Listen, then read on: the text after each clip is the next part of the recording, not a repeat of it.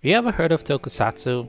It means special effects, or rather, it's a genre of Japanese live action that makes use of practical special effects. It's one that's still rather niche even in this day. You might not have heard of tokusatsu until now, but I'm definitely sure you've seen a tokusatsu show, which would be Power Rangers. Power Rangers has been part of all our childhoods, there's no denying that. It's also the franchise that has pretty much popularized tokusatsu in the West. So here's the thing, Power Rangers is actually based off the Japanese Super Sentai franchise, a franchise that dates all the way back to 1975, with the first series being Himitsu Sentai Go Ranger, but it would not reach an international audience until 1992, with the 16th installment to the Super Sentai series, Kyoryu Sentai Zyuranger, being adapted to Mighty Morphin Power Rangers. And I gotta say, the way they went around adapting the show was pure genius. Rather than dub the whole show over with some wonky voice acting, they would take out the Japanese action scenes that had them suited up and dub over those. Then they'd add their own American actors and story. Needless to say, it was a huge success that shot the franchise into the stratosphere. But while Power Rangers and Super Sentai continue to be relevant till this year, there's the Kamen Rider series, which precedes Super Sentai but doesn't have as much popularity globally. So what is Kamen Rider? Henshin!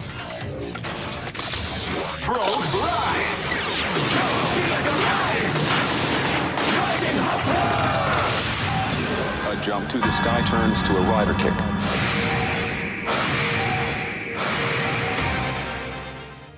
Well, Kamen Rider dates all the way back to 1971 and is pretty much the grandfather of tokusatsu. The first series, aptly named Kamen Rider, followed the adventures of Takeshi Hongo, a man who was kidnapped and experimented on by a terrorist group called Shocker, who turned him into a mutant cyborg, but he's able to escape before he gets brainwashed and vows to take them down to protect the world from their evil deeds, becoming the titular grasshopper-themed Kamen Rider. The story went on for years, introducing new Kamen Riders along the way who would join the battle against Shocker and save the world on several occasions. It was insanely popular, reviving the tokusatsu genre in its wake. But despite that popularity, it wasn't really able to garner a Western audience. Apparently it had a Western adaptation, that being Kamen Rider Dragon Knight, but I hear it's so bad the collective fandom agreed to not acknowledge its existence at all. And ever since then, there hasn't been another attempt to bring it back to the West. And I think that's a good thing. Kamen Rider as a franchise is way different from the Super Sentai series. For starters, it doesn't follow a hero squad. It's a one-man journey. Aside from special team-ups and cameos with other Kamen Riders, it's usually a solo thing with its own self-contained story. That, and it doesn't have the mandatory giant robot battles every episode like in the Super Sentai series, which are personally the worst parts of the shows that feel like a drag, especially when you're binging. This makes for a much viewing experience in my opinion. So why should you watch Kamen Rider anyway? Well, for starters, it's an all-around fun viewing experience. They have a certain charm to them that just makes it hard not to love. If you're the kind of person who's still in touch with your inner child, secretly longing for that time when Power Rangers made you so friggin' hyped, Kamen Rider might just be the thing for you. With the pretty cool and stylish transformation sequences that oddly enough don't drag on, to the really well choreographed fight scenes that are campy and over the top with their special effects. If you love the action of tokusatsu, well, Kamen Rider delivers and then some. The fights feel a lot more impactful with a purpose. They aren't just randomly throwing hands with goons to fill up the runtime before they eventually defeat the monster of the week, but most times the fights feel a lot more personal, which is made even better with the zany actors that really put in their all with their roles. They get pretty animated and expressive with their lines and gestures in a fashion similar to most anime, and it doesn't come off as cringy. I guess cause you're viewing it from a screen rather than that one kid that's a little too into anime and says stuff like baka in public. That one kid was me. But just because it's all campy and geared towards a younger audience doesn't mean you, as a fully grown adult doing adult things, can't enjoy it. Like, I was surprised with how deep some stuff got sometimes, like in Kamen Rider 01, which deals with the premise of AI and sentience, what it means to be human, as well as the ethics of having robot assistants that look human.